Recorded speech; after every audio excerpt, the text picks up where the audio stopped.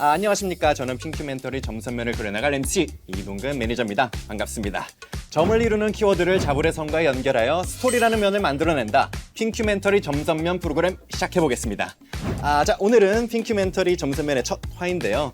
첫 주제로 어떤 키워드의 점을 찾아내서 이 자본시장의 선과 연결하고 이거를 또 스토리로 풀어낼까 이거를 좀 고민을 많이 했는데 그래서 첫 번째 주제로 찾아낸 것이 바로 과학의 가치입니다. 우리가 흔히들 알고 있는 과학자들이 지닌 가치와 그리고 그분들이 이제 발명을 해낸 이 발명품의 가치, 이 가치에 대해서 좀 알아보려고 하는데 그래서 오늘 이 분야에 대해서 얘기해 볼 두 분 소개해드리고 시작하도록 하겠습니다. 먼저 테크를 너무나도 사랑해서 펀드 매니저까지 된 사나이 미래세 자산운용 글로벌 운용팀 유희형 펀드 매니저입니다. 안녕하세요. 아침에 일어날 때마다 이 세상이 시뮬레이션이 아닐까? 시뮬레이션이라면 한숨도 자고 와도 되지 않을까? 라고 생각하다가 정신 퍼뜩 차리고 출근해서는 펀드만 생각하는 펀드 바보 유희형입니다. 이것도 멘트를 좀 준비를 해오셨나 봐요. 약간 너드미가 뿜뿜 이제 뿜겨져 나오는 것 같은데 사실 너드미 하면 또 이분을 빼놓을 수가 없죠. 정말 유명한 과학계의 아이돌. 천문우주학을 전공한 과학 전도사라고 불리는 그분을 한번 모셔봤습니다. 맑은 눈의 우주 덕후 과학 커뮤니케이터 궤도님 오셨습니다. 안녕하세요. 안 될 거를 설정하고 있는 과학 커뮤니케이터 궤도입니다. 반갑습니다. 궤도님 요즘 되게 종횡무진 활약하느라고 되게 바쁘실 것 같아요. 또 뭐 열심히 하고 있습니다. 네네네. 근데 이게 지금 너무 가깝네요, 남자 셋이. 이렇게 또 테이블은 작은 느낌인데 이렇게 가까이서 촬영하기 오랜만인 것 같아요. 네, 그래서 친밀도가 느껴지고 거의 좋은 볼에 것 뽀뽀하겠는데요? 같습니다. 또 개인적으로 되게 또 팬이셔가지고 되게 또 그러니까요. 내적 친밀감도 많으실 것 작은 테이블 같은데. 아닙니까? 네. 저는 진짜 팬인 게 저 2020... 그럼 본격적으로 한번 주제에 들어가면 네. 좋을 것 같은데 과학의 가치를 일깨워준 첫 번째 이제 과학자 얘기를 좀 들어볼까 하는데 좋죠. 오늘 이야기해볼 과학자. 네. 사실 이분은 사실 과학자라고 보기 좀 애매해요. 예. 하지만 이제 많은 분들이 존경하는 과학자로 많이 또 손꼽는 분. 어떤 분이실까요? 바로 토머스 에디슨. 에디슨 아시죠?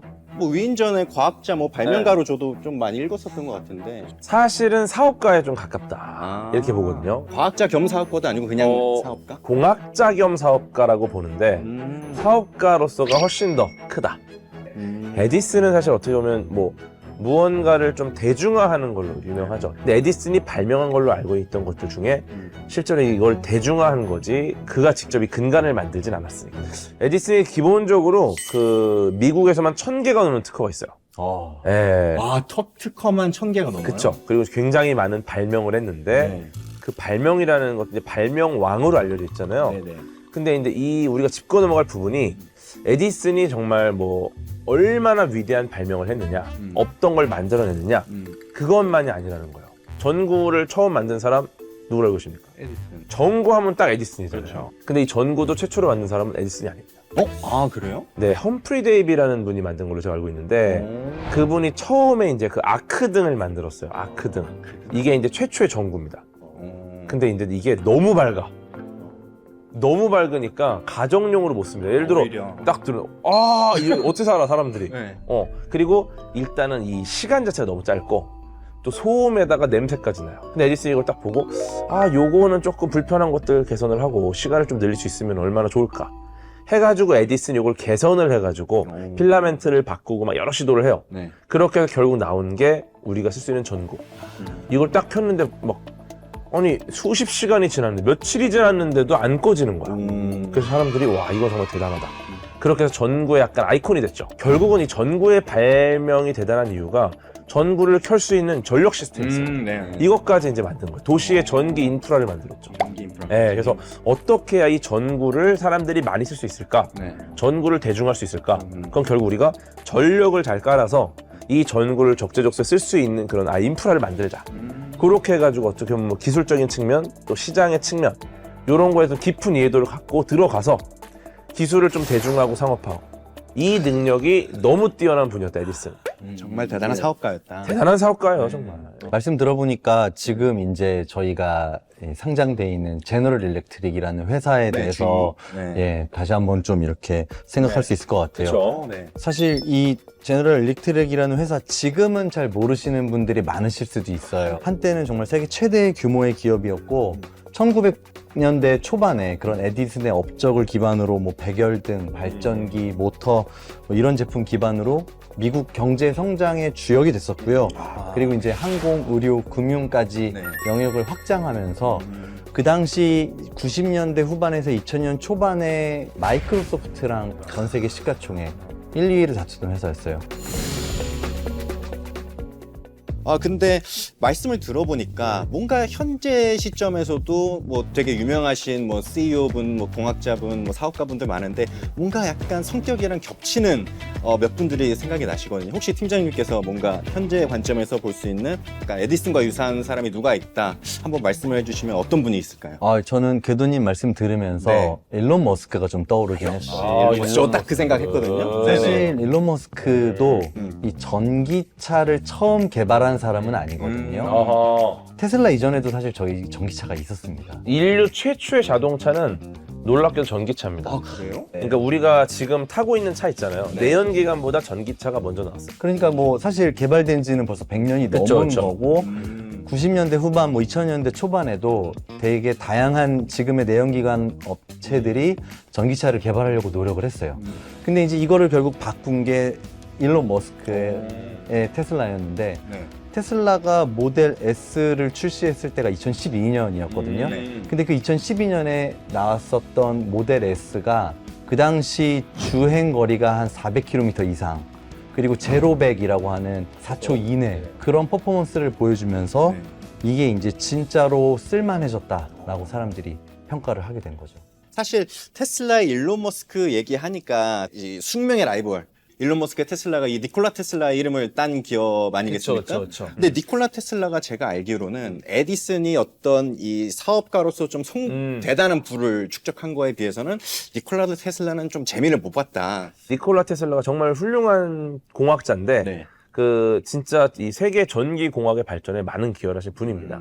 네, 그래서 뭐 이분이 테슬라 코일 네. 되게 유명하죠. 네네네. 어떤 그리고 좀 수직 이착륙 뭐 이런 것도 원리를 발명을 해냈고 뭐 교류 전기 시스템 굉장히 중요하죠. 네. 이게 어떻게 보면 에디슨이 만든 직류 전기 시스템과 좀 비교와 경쟁을 했던 대항마 역할로. 네. 네. 근데 이제 여기서 이제 약간 좀 어떤 대등하게 두 개의 기업으로서 어떻게 성장을 했으면 너무 좋았을 텐데 네.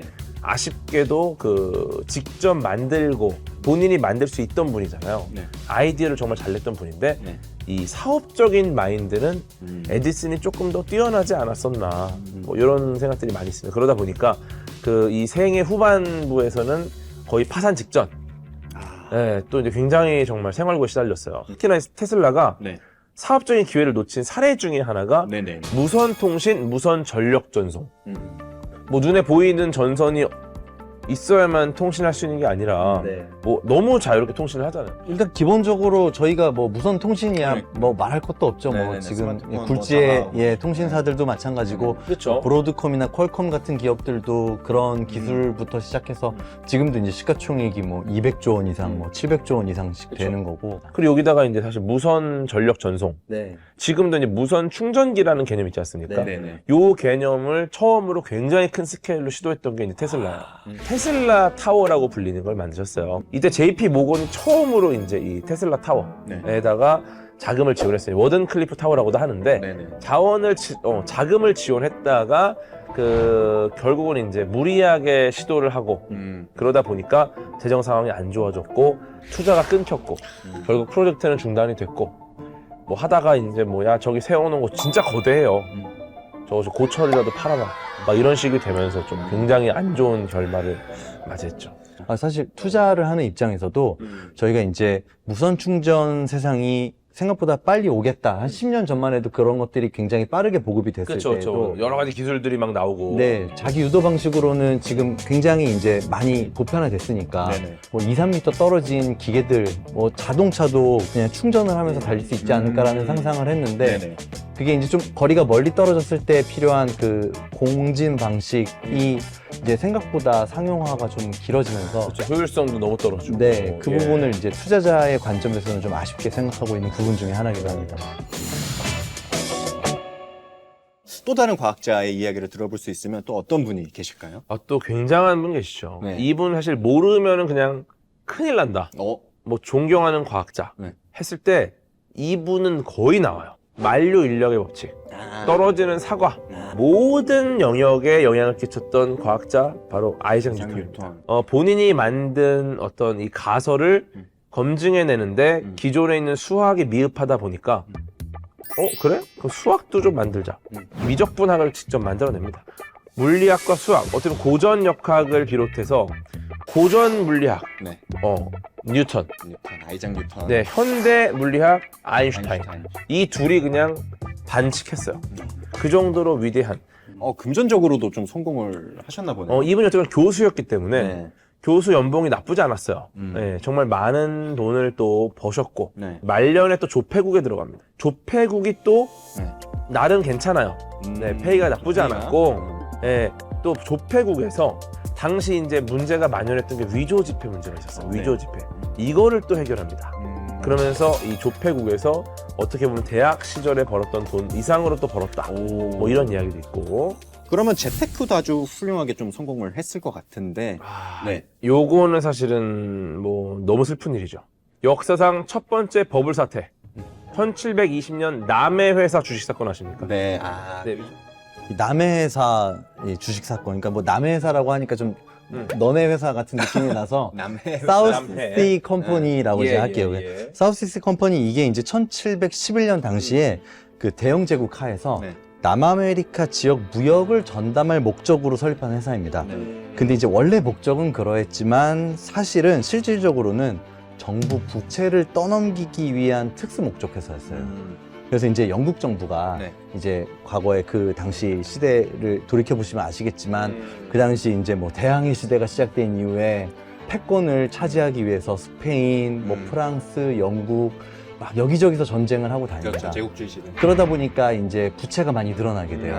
그래서 이제 이 부채가 많아지는 걸 네. 어떻게 좀 해결할까? 이자도 많이 나가게 되니까. 네. 그랬을 때 이분들이 그 사실상 준공기업인 사우스시 컴퍼니의 주식으로 이 채권을 교환할 수 있는 일종의 전환사채를 만들어주는 거예요. 네. 근데 이제 뭐 생각해 보시면 제가 영국에 채권을 한 100만 원어치를 가지고 있다고 가정해 볼게요. 네네. 그 100만 원짜리 채권을 만약에 사우스시 컴퍼니 주식 한 주로 교환해 준다고 하는데 네. 그게 한 50만 원, 60만 원이에요. 그러면 주가가? 예, 교환하시겠어요? 전환 안 하죠, 그러면. 안 할 것 같은데. 그쵸, 안 하죠. 100만 원짜리 채권이 있는데 5, 60만 원에 교환하라고 하면 안 하잖아요. 만기해서 원금 받고 말지. 차라리 그게 네, 낫죠. 네. 그러면 이제 정부도 채권 회수가 안 되는 거잖아요. 그렇죠. 그래서 이 왕실의 인사들과 이 사우스시 컴퍼니의 임원진들이 꾀를 냅니다. 뭐냐면 막 그 당시에 남아메리카 주요 항구에 대한 통상권을 확보했다든지 네. 아니면 뭐 어디 은광을 발견했다든지 그런 식의 루머를 막 뿌리는 거예요. 플레이를 했구나. 주가 부양하려고. 그렇죠. 그러니까 주가가 올라가니까 네. 아까 얘기했던 비유에서 100만 원이 넘어가면 사실은 채권을 가지고 있는 사람들이 그거를 주식으로 바꾸죠. 교환을 할 수가 있고 그러면 주가가 이제 또 계속 올라가면 이 회사는 또 주식을 더 발행하고 그러면 전환사채 더 팔고. 그러면 또 그 채권을 가지고 계신 분들이 더 이제 주식으로 교환을 하는 식으로 버블이 생겼던 건데 그래서 이제 저희가 그때 기록을 보면 네네. 1720년 초에 128파운드였던 주가가 네. 3월에 330파운드, 두 배로. 5월엔 550파운드, 예. 6월에 1000파운드를 넘었다고 하더라고요. 이게 제가 과거 기록을 따져보니까 현재 가치 기준으로는 한 4조 달러 규모라고 하더라고요. 근데 지금 마이크로소프트 시가총액이 한 3조 달러 수준이고 엔비디아가 한 2조 달러예요. 그러니까 그 당시 남의 회사 사우스시티 컴퍼니는 지금의 마이크로소프트나 엔비디아보다 훨씬 큰 회사였는데 그게 이제 10분의 1 토막이 났으니 뭐 10분의 1 토막이 뉴턴도 났어요? 당해낼 수가 없었던 거죠. 뉴턴이 꼭지를 잡았구나, 그러면. 사실 뉴턴도 꼭지를 잡은 건 아니었어요. 아 그래요? 그 전에 먼저 들어갔다가 음. 한 50% 수익이 났는데 네. 그 이후로 주가가 그렇게 뛰니까 거기를 못 참고 또 들어갔다가 아 불탔구나. 그렇게 낭패를 본 거죠. 뉴턴 같은 경우가 이제 버블 막판에 네. 큰 돈으로 들어갔다가 크게 손해를 봤죠. 지금 가치로 환산하면 네. 20억 정도를 손해를 보셨대요. 20억 원. 네, 그만큼 정말 많은 뭐 부를 쌓으셨다가 네. 노후가 평온해지는 상황에서 네. 노후가 이제 힘들어지니까 네. 조폐국에 가신 거고. 근데 오히려 조폐국 입장에서는 뭐 또 많은 또 기여를 하셨으니까 어떻게 보면 오히려 좋은 상황일 수 있겠다. 예. 물건 떨어지는 거에서 중력을 받는데 또 주가 떨어지는 걸 못 보셨나 봐요. 그쵸, 그쵸. 아. 그리고 떨어지는 걸 좋아하시다 보니까 약간 직접 떨어졌구나. 떨어지는 거 몸소 덕후예요. 겪었구나. 네, 떨어지는 거 덕후. 아, 본인 주가를 네. 떨어뜨리는. 그러니까. 그래서 이분이 이런 명언을 남깁니다. 음. 그 나는 천체 움직임은 계산할 수 있지만 인간의 광기는 계산할 수 없다. 아. 어떻게 보면 이제 연구, 뭐 어떤 학문적인 그런 뛰어난 업적 이것과 극명한 대조를 이루면서 아무리 뛰어난 두뇌를 갖고 있는 과학자라고 해도 네. 이 금융 투기 이러한 변덕에는 취약할 수 있다. 그렇죠. 네, 그래서 똑똑하다고 자만하면 안 된다. 제가 아무것도 안 하는 이유가 네. 우리 뉴턴 형님이 우리 쪽에서는 최고의 두뇌세요. 네. 근데 뉴턴 형님도 안 되는 걸 내가 할 수 있을까? 그러니까. 그래서 이제 저는 일단은 잘 못하는 이유가 여기 있어요. 그분도 안 됐는데 네. 내가 어떻게 해? 근데 제가 개도님께 그래도 좀 도움이 되는 말씀 하나만 드리면 네. 오. 투자도 과학이다라는 생각이 있거든요. 네. 또 뉴턴 형님이 과학 못하시는 분입니까? 사실은 뉴턴 형님이 형님이 세계를 흔드신 분인데? 투자에서 과학을 적용하지 않은 분이었다는 생각을 좀 하거든요. 아, 그때만 어떤 일련의 이유로 네, 그러니까 과학을 멀리 하셨다? 맞습니다. 일평생 과학과 함께 하신 분입니다. 그렇죠. 예. 뉴턴 선생님이 본인의 그 물리학에 관련해서는 과학적인 합리적 의심을 굉장히 잘하셨고 그렇기 때문에 또 훌륭한 그런 발견을 하셨지만 투자에 있어서는 조금 의심을 많이 안 하셨다. 아. 근데 다만 저는 이제 이 부분에서 좀 이해는 가는 게 네. 저희 가트너라는 데이터 업체가 있어요. 오. 그 가트너에서 이제 하이프 사이클이라는 이제 그 차트를 만드는 게 있거든요. 이제 하이프 사이클 뭐 아시죠? 하이보이. 하이보이 알죠? 예. 이렇게 저희 이제 이게 하이보이가 이제 그게 뭡니까? 저를 들뜨게 하는 그 소년이잖아요. 그 하이프 사이클이 네. 그 기술 기대 곡선이라고 저희가 뭐 얘기를 하는데 그게 이제 새로운 기술이 나오면 네. 처음에는 사람들이 그 기술이 너무 혁신적이고 신기하니까 사람들이 그 기대감을 굉장히 크게 올려요. 네. 그러면 이게 실제로 보여지는 것보다는 되게 많은 기대를 하게 되는데 이런 기대는 조금 부풀려지기 마련이거든요. 그랬을 때 저희가 그 inflated expectation, 그러니까 좀 부풀려진 기대가 끝까지 갔을 때 사람들이 계속 이 곡선으로 기술이 알지. 성장할 거라고 생각하지만 그렇죠. 사실은 그때 이제 피크가 한번 오죠. 아. 그 기대감이 무너지는 시기가 오면 그때 가서는 저희가 이제 환멸 단계라고 합니다. Trough of Disillusionment라고 하는데 그 환멸 단계를 거치고 나서 그런 다음에야 조금 정신 차리고 다시 보니까 그래도 이 기술은 상당히 기대가 될 만하다라는 식의 저희 계몽 단계를 거치고 그런 다음에 이제 생산성이 향상되는 그 Plateau of Productivity라는 곡선을 거치는 게 기대 곡선이 움직이는 그런 방향이기 때문에 뉴턴 선생님도 좀 이런 부분에서는 이 인간의 광기라는 측면에서 네. 좀 이런 걸 놓치지 않으셨나. 요 계몽 단계를 봤어야 되는데 계몽 단계가 약간 이제 실제로 가치가 약간 반영이 되는 거죠. 맞습니다. 아, 이거 식당 같은 경우 보면은 네네. 오픈빨 네. 식당 딱 열면은 줄을 서 있어요. 맞아요. 그래서 나도 같이 서. 그럼 딱 가 먹어보면은 네. 그냥 치돈인데? 그냥 치돈인데 왜 줄 서 먹는 거야? 근데 이상하게 줄을 서요. 네. 오픈빨. 맞습니다. 그러고 나면은 이제 한두 달 지나면은 손님이 적당해집니다. 네. 가트너의 하이프 사이클을 또 이렇게 식당에 잘 비유해 주셨는데 그래서 제가 이제 투자의 관점에서 또 드리는 좀 비유 중에 하나가 네. 앙드레 코스톨란이라는 되게 전설적인 투자자분이 계세요. 네네. 그분이 이제 주식시장에 대한 비유를 하나 든 게 있는데 주인과 강아지입니다. 그러니까 주인과 강아지가 산책을 가요. 네. 주인은 뚜벅뚜벅 본인의 목적지를 향해서 묵묵히 나아갑니다. 근데 강아지는 어떻게 해요? 강아지는 앞으로 갔다 뒤로 갔다 난리 막 나죠, 옆으로 아주 갔다 그냥. 막 네, 난리를 네, 치잖아요. 네. 근데 이제 거기에 비유가 사람은 그 기업의 펀더멘털 본질 가치인 네. 거고 강아지는 주가인 거예요. 아. 그랬을 때 강아지가 뭔가 빨리 간다고 해서 우리가 그 펀더멘털이 그렇게 간다고 생각하지 말고 그 주가가 움직이는 것이 진짜 펀더멘털을 반영한 것인지 아니면 정말 강아지가 그냥 잠깐 앞서거니 뒤서거니 하면서 움직이는 건지를 항상 합리적인 의심을 과학적인 방법론을 기반으로 해야 된다. 이런 것이 제가 감히 뉴턴 선생님께 드리고 싶은 조언입니다. 영원히 뒤로 가 있는 강아지도 있지 않습니까? 영혼이 들어가 있지만 얘는 어느- 집에서 안 나온 건가요? 산책을 나왔는데 끈만 갖고 나왔어. 걔는 집에 있어. 그게 이제 비상장애 케이스인 거죠. 주가가 없는. 그렇구나. 예. 하지만 어느 순간 걔가 빨리 따라오면 그때는 사람의 길을 따라가고 어느 순간에 종착지에 다다랐을 때는 사람과 강아지는 같은 곳에 있다. 그러면 우리 남의 회사는 네. 걔만 나온 거네요? 그렇죠. 사람은 집에 있는데 그러니까. 산책하는 줄 알고. 심지어 이제 그 사람도 사실은 그쪽으로 걸어가는 게 아니었는데 반려견이 아니라 그냥 들개야. 그렇죠. 예. 정말 들개처럼 움직이니까 그 뉴턴 선생님도 그 들개만 보고서는 이거 사람도 그렇게 따라가는 거 아니야라고 그러니까. 하셨는데 왜 들개를 보셨지? 그러면 예. 지금까지 이렇게 좀 얘기를 나눠봤는데 이제 네. 과거의 과학자분들을 좀 그 위주로 얘기를 많이 해봤어요 저희가. 네. 근데 뭐 마지막으로 좀 현재 시점에서 미래를 내다봤을 때 어떤 발명품이 좀 가치를 가지고 있는지를 좀 얘기를 나눠보면 좋을 것 같은데. 뭐 미래를 예측하기는 쉽지 않고 그렇죠. 사실 과학자들은 예측을 하는 이유가 과학자 예측은 틀리기 위해서예요. 네, 과학자는 틀리기 위한 예측을 하고 네. 그 예측이 틀렸다는 걸 확인한 다음에 이걸 이용해서 어떻게 개선할지를 보는 거죠. 근데 이런 분야들이 있습니다. 그 중에 하나. 첫 번째가 바로 로봇 기술. 로봇 기술. 네.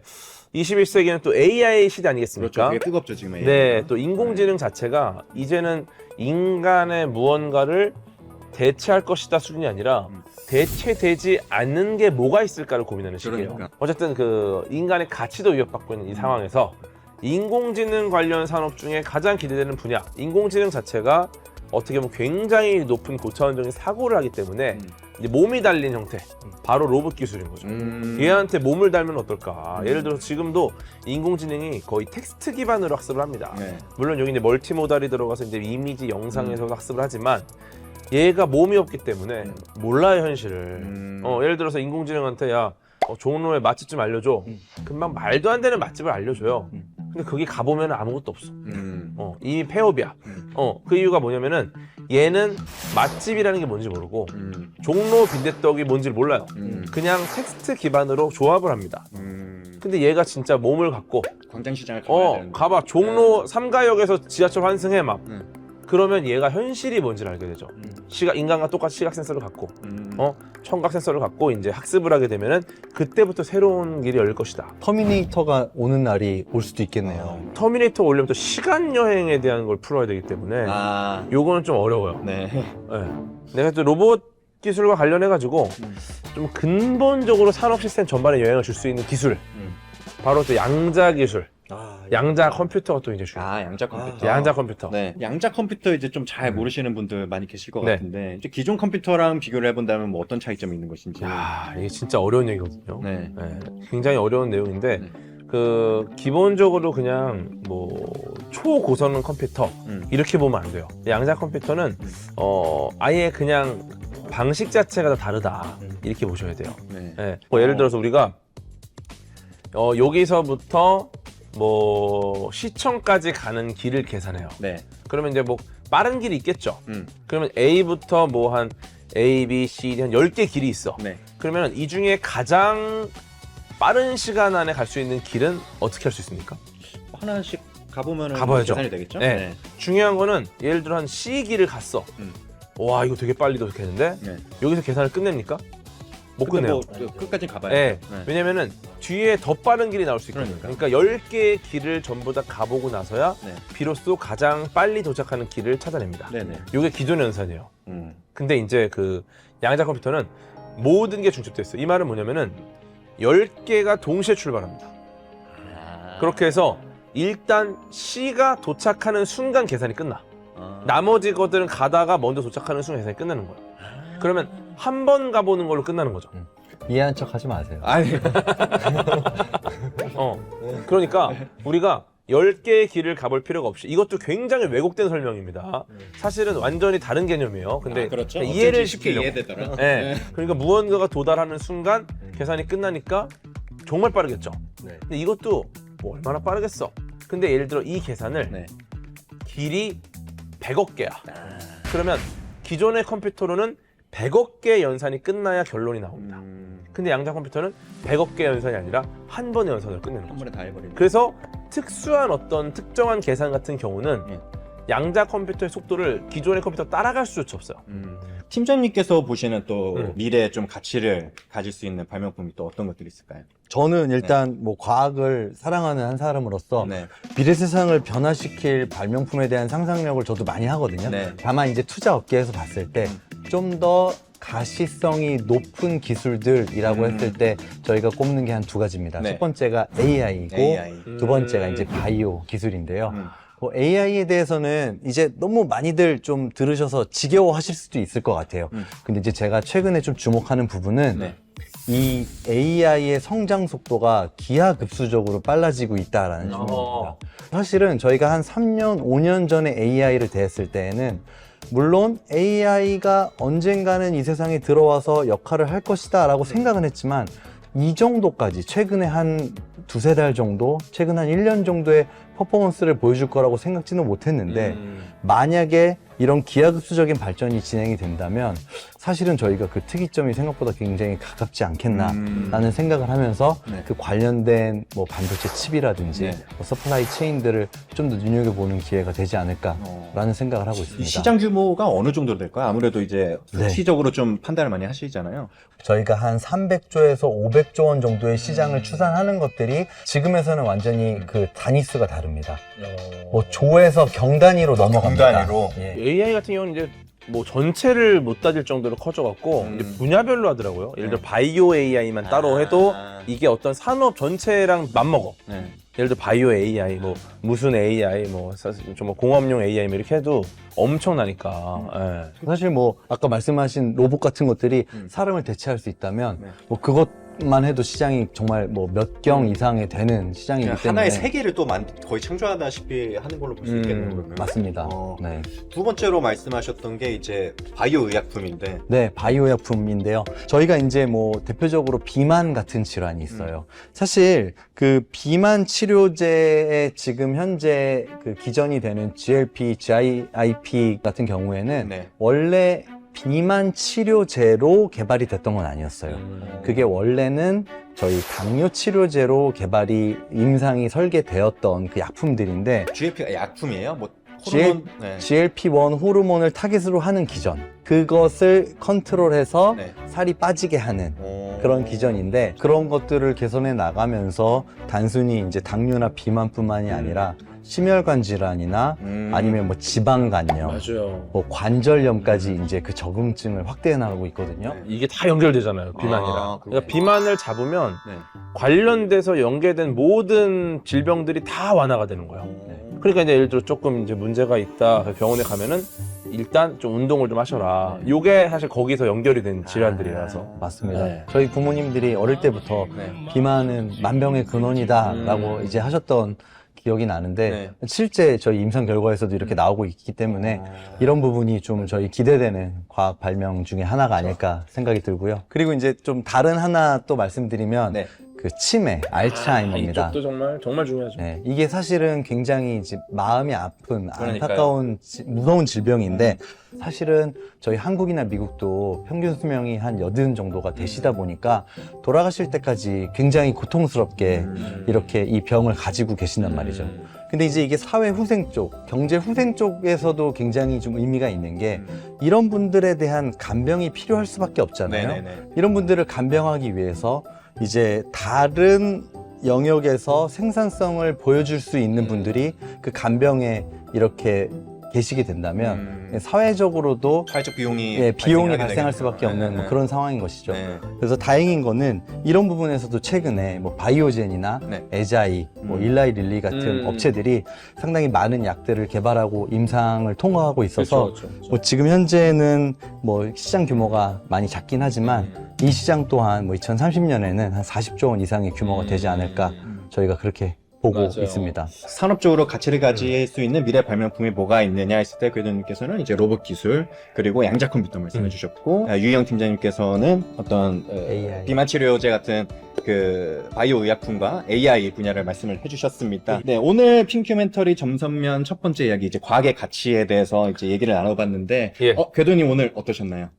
저는 일단은 뭐 어떻게 보면은 좀 금융과 관련된 네. 여러 흐름의 이야기를 하는 곳이잖아요. 근데 이런 곳에서 과학적인 이야기, 심지어 그냥 정말 금융과 관련된 과학 얘기만 한 게 아니라 진짜 근본적인 과학 이야기를 나눈 것 자체가 되게 의미가 있고 네.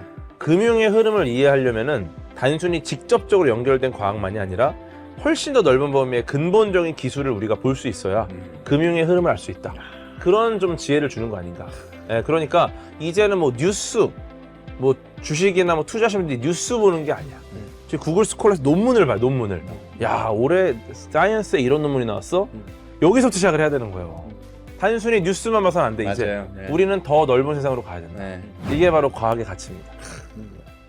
사실은 투자도 과학이다라고 하는 저희가 거기에 이제 숟가락 하나 얹으면서 이 투자에 있어서도 과학적인 합리적인 의심 네. 이런 것들이 항상 필요하다. 하지만 또 다른 측면으로는 그 열린 마음으로 앞으로의 세상이 어떻게 변해갈지에 대한 그 기대와 가능성을 놓고 봤을 때 과학에 대한 고민과 깊이 있는 지식, 정말로 뉴스만 보거나 이렇게 단편적인 지식이 아니라 정말 논문을 읽고 투자를 진행할 수 있는 그런 깊이 있는 고민이 필요한 것이 아닐까, 이런 고민도 같이 하게 됐습니다. 오늘은 이렇게 과학 커뮤니케이터 궤도님과 과학의 가치에 대한 점선면을 그려보았습니다.